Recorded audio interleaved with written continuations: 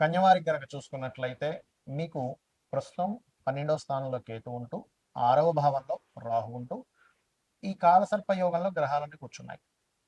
మరలా ఈ కేతువు దగ్గరికి ఆగస్టు మాసంలో ఆగస్టు 15 నుంచి సెప్టెంబర్ 15 వరకు రవి కలిసి ఉంటాడు.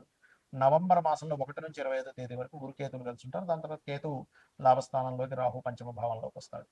వీటి మూలంగా కలిగేటువంటి ఫలితాలు ఏమిటి? ఏ దేవత ఆరాధన చేయాలి, ఎటువంటి విషయాల పట్ల మీరు జాగ్రత్త వహించాలి అనేటువంటి అంశాలు చెప్తుంది నేనైనప్పటికీ చెప్పిస్తుంది సాక్షాత్ లలితా అమ్మవారిగా భావిస్తూ ఆ లలితాంబిక అమ్మవారి యొక్క అనుగ్రహం మీకు పరిపూర్ణంగా కలగాలని మనస్ఫూర్తిగా కోరుకుంటూ, ఇక్కడ ఏంటంటే 12లో ఎప్పుడైతే కేతు ఉన్నాడో అది కూడా కాలసర్ప యోగంలో ఉన్నాడో మీరు పెట్టేటువంటి మదుపు ఇన్వెస్ట్మెంట్స్ అంటూ ఉంటాం, ఆ యొక్క అంశంలో చాలా చాలా చాలా జాగ్రత్తగా ఉండాలి, గుర్తుపెట్టుకోండి.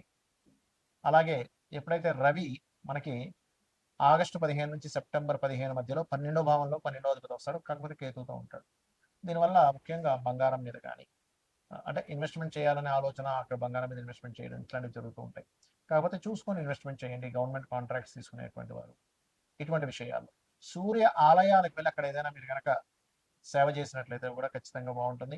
అయితే 6లో ఉండే రాహు మంచివాడే, ఎంత కాలసర్ప యోగంలో గ్రహాలు ఉన్నా కూడా 6లో ఉండే రాహు శత్రువుపై జయాన్ని ఇస్తాడు. కాకపోతే మీరు ఏదైనా సంతానం గురించి చేసే ప్రయత్న విషయాలలో మీరు నవంబర్ 25వ తేదీ లోపలే చూసుకోండి. నవంబర్ 25వ తేదీ దాటితే ఏమవుతుందంటే పంచమంలోకి రాహు వస్తాడు.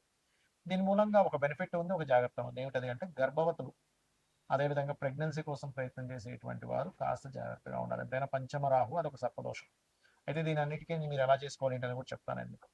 అయితే ఎప్పుడైతే పంచమ రాహు ఉన్నాడు, ఇది ఒక బెనిఫిట్ ఏమిటంటే క్రియేటివ్ ఫీల్డ్లో ఉండేటువంటి వారికి ఉద్యోగ అవకాశాలు చక్కగా వస్తాయి, అందులో ఎటువంటి సందేహం లేదు.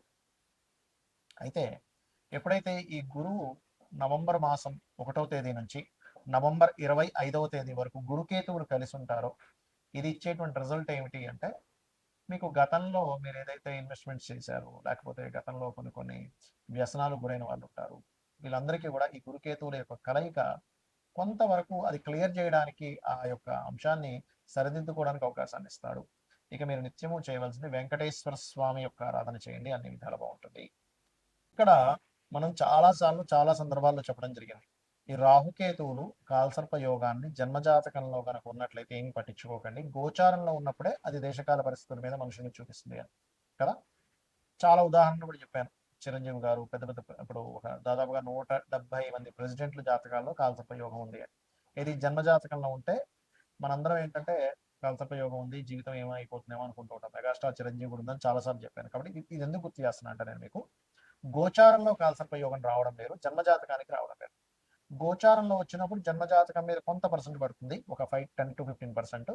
దేశకాల పరిస్థితుల మీద 85% పడుతుంది దాని ఎఫెక్ట్ అనేది. అందుకే మనం ఇప్పుడు చూస్తున్నాం యుద్ధాలు అనుకోండి ఇవన్నీ కూడా. అయితే ఇక్కడ ఎప్పుడైతే ఈ గ్రహాలన్నీ కూడా ఈ కాలసర్ప యోగంలోకి వస్తున్నాయో దీని గురించి మీరు ఏం భయపడకండి. ఓన్లీ 10 to 15% నేను చెప్పిన రెమెడీ చేసుకుంటే సరిపోతుంది, ఏది పర్సనల్ చార్ట్ విషయంలో. కానీ దేశకాల పరిస్థితుల్లో దీని యొక్క ప్రభావం ఉంటుంది. మరియు ఇది కాకుండా సర్పదోషం అంటారు, అది వేరు. కాలసర్పదోషం లాగా గ్రహాలన్నీ, అసలు కాలసర్పదోషం అంటే ఏంటి, రాహు కేతు 180 degrees ఒకదాని కూడా ఆపోజిట్లో ఉండగా గ్రహాలన్నీ చంద్రుడితో సైతం అన్ని గ్రహాలు ఒకవైపు వచ్చేసేయాలి, వన్ సైడ్ మొత్తం ఖాళీగా ఉండాలి. అలా లేకుండా కూడా కొంతమంది ఒక గ్రహం 2 గ్రహాలు బయట మీకు కాలసర్ప యోగం ఉంది, దోషం ఉందని భయపెడుతూ ఉంటారు. అటువంటివి పట్టించుకోకండి దయచేసి. ఒకవేళ మీకు అంతగా కాలసర్ప యోగం ఉందని భయం వేస్తూ ఉన్నట్లయితే చక్కగా మీరు కాళహస్తికి వెళ్ళి స్వామివారిని దర్శనం చేసుకుని అక్కడ రాహుకేతు పూజ చేసుకోండి. లేదా మీ ఇంటికి దగ్గరలో రావి చెట్టు కింద సర్పాలు ప్రతిష్ఠ చేసిన ఉన్నట్లయితే వాటి మీద పసుపు కుంకుమ గంధం కలిపిన వాటర్ వేయండి, సరిపోతుంది. అయితే ఈ నార్మల్ సర్పదోషాలు ఏమిటి చూసుకున్నట్లయితే శనికేతువులు సర్పదోషం కలిసి ఉంటాయి.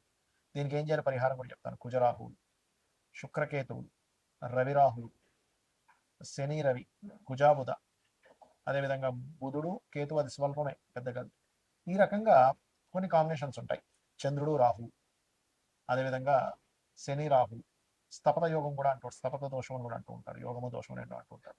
ఈ రకంగా ఇది కూడా ఇస్తుంది. ఇది సర్పదోష సంబంధించిన కాంబినేషన్స్. దీనికి ఏం చేయాలి అంటే మీకు దగ్గరలో ఇప్పుడు ఆలయాల్లో చూడండి రావి చెట్టు ఉంటుంది, రావి చెట్టు కిందని సర్ప ప్రతిష్ఠ చేసి ఉంటాయి. అక్కడికి వెళ్ళి వాటి మీద పసుపు కుంకుమ గంధం కలిపిన నీటిని అభిషేకంగా వేసి ఒక 11 ప్రదక్షిణాలు కానీ 21 కానీ 41 కానీ చేసి ఆలయంలో ఒక 5 నిమిషాలు కూర్చోండి, మీకు ఆ దోషం ఏదైతే ఉందో తొలగిపోతుంది. అందరూ చేయవలసింది ఎందుకంటే కాలసర్ప యోగంలో గ్రహాలన్నీ ఉన్నాయి కాబట్టి. ఇక మరొక విషయం ఏంటంటే, ఎప్పుడైనా సరే ఈ కాంబినేషన్స్ ఉన్నప్పుడు మనం ఏదో అయిపోతుందని కాదు. ఆ యొక్క విషయంలో ఎటువంటి విషయం అంటే ఎటువంటి జాగ్రత్తలు తీసుకుంటే మంచిది అని. ఉదాహరణకి శనికేతువులు ఉన్నారు. మీరు వ్యాపారంలో మీ కాన్సంట్రేషన్ ఎక్కువ చేయాలి ఉద్యోగం కంటే కూడా. ఉద్యోగంలో ఎక్కువ కాన్సంట్రేషన్ చేస్తే అంత పెద్దగా కలిసి రాదు. ఉద్యోగం కూడా చేయబుద్ధి అవ్వదు ఈ కాంబినేషన్ ఉన్నప్పుడు. కుజరాహులు ఉన్నారనుకోండి మీ జాతకంలో, వాహనం మీద వెళ్ళినప్పుడు ఎక్కువ స్పీడ్‌గా వెళ్ళకూడదు. అంటే సర్పదోషం ఆ రూపంలో అటాక్ చేస్తూ ఉంటుంది. చంద్రరాహువులు ఉన్నారు. నీటి ప్రదేశాలు వెళ్ళినప్పుడు జాగ్రత్తగా ఉండాలి. అతి మంచితనంతో నమ్మి ఎవరికైనా మనీ ఇవ్వడం ద్వారా, అది ముఖ్యంగా ధనస్థానంలో ఉంటే ధనం మోసపోవడం జరుగుతూ ఉంటుంది. అలా కాకుండా కుజబుధులు ఉన్నారు. మనకు ఒక్కొక్కసారి అవతల వాళ్ళతో మనకి ఎటువంటి పని ఉంది, రిలేషన్ ఉంది, ఏమి తెలుసుకోకుండా ఆర్గ్యూ చేస్తూ ఉంటాం. ఆర్గ్యుమెంట్ జోలికి వెళ్లకుండా ఉండగలిగితే మీకు ఈ సర్పదోషం అనేటువంటిది ఇబ్బందిని ఇవ్వదు, గుర్తుపెట్టుకోండి. అలాగే శుక్రకేతువులు, అమ్మవారి ఆరాధన చేస్తే ఈ దోషం పోతుంది. సర్ప ఆరాధన చేస్తే పోతుంది, లేదా సర్ప ప్రతిష్ఠ చేసినా సరే పోతుంది. వీటన్నిటికీ కూడా సర్ప ప్రతిష్ఠ చేయాల్సిందే. అయితే ఇక్కడ రాహుతోని కేతుతోని కాంబినేషన్ కనుక ఉన్నట్లయితే మరింత ఎక్కువగా ఉంటుంది ప్రబలంగా. అదేవిధంగా రాహు మేషరాశిలోని లేదా సింహరాశి వృశ్చిక రాశిలో ఉన్న సర్పదోషంగా చెప్తూ ఉంటారు. సింహరాశిలో ఉంటే పితృదోషంగా చెప్తూ ఉంటారు. రాహు కానీ శని కానీ కలిసి ఉంటే ఎక్కువ పితృదోషంగా చెప్తూ ఉంటారు. అలాంటప్పుడు అటువంటి పితృదోషాలు ఉన్నా కూడా స్త్రీ జననం జరిగితే దోషం పోతుంది. ఒక్కొక్క దానికి ఒక్కొక్క ఎగ్జామ్షన్ అనేటువంటిది ఉంది. ఏమి చేస్తే ఏమి క్లియర్ అవుతుంది, లైఫ్లో ఇటువంటి మలుపు తిరిగినప్పుడు ఇటువంటి ఫలితాలు వస్తాయి అనేటువంటిది. రవి రాహుల కాంబినేషన్ ఉన్నప్పుడు ఎక్కువగా ఈ ఫుడ్ విషయంలో జాగ్రత్త పడాలి. అంటే మనం తీసుకునేటువంటి ఫుడ్ ఎలాంటివి తీసుకుంటున్నాం, ఎందుకంటే ఇది డైజెషన్ సిస్టమ్ని పాడు చేసుకుంటూ వెళ్తూ ఉంటుంది ఆ దోషం అనేటువంటిది. ఆ రకంగా శని, ఒక్కొక్క గ్రహము ఒక్కొక్క ఫలితాలను ఇవ్వడం. శని రాహువులు అంటే ఇదేంటంటే, శని రాహువులు ఉన్నప్పుడు చిన్న స్టేజ్ నుంచి ఎదుగుతూ ఉంటాడు. పట్టుదలతో వెళ్తూ ఉన్నట్లయితే బాగుంటుంది, కానీ జాబ్లోనే ఎక్కువగా ఇక్కడ సక్సెస్ అవుతూ ఉంటాడు. ఈ రకంగా సర్పదోషం అంటే మీది ఏదైనా ఒక గ్రహం కేతువు కలిసి ఉన్నప్పుడు ఆ పర్టికులర్ మహాదశల్లో, ఆ అంతర్దశల్లో ఎక్కువగా సర్ప సంబంధించినవి చేసుకోవాలి. ఇందులో ఏమండి నాకు అంత స్తోమత లేదు, సర్ప ప్రతిష్ఠ చేయలేను, మాకు దగ్గరలో ఆలయాలు కూడా లేవు అన్నప్పుడు గరుడ పురాణం గనక చదివినా విన్నా మంచి ఫలితాలు ఉంటాయి. ఇప్పుడు మీకు చదవలేరు, యూట్యూబ్లోకి వెళ్ళి సామవేదం గారితో ఇంకెవరితో మంచి మంచి ప్రవచకులు ఉన్నారు, వారిది కనుక మీరు తీసుకుని గరుడ పురాణం విన్నా కూడా ఈ సర్పదోషం అనేటువంటి తొలగిపోతుంది, గుర్తుపెట్టుకోండి.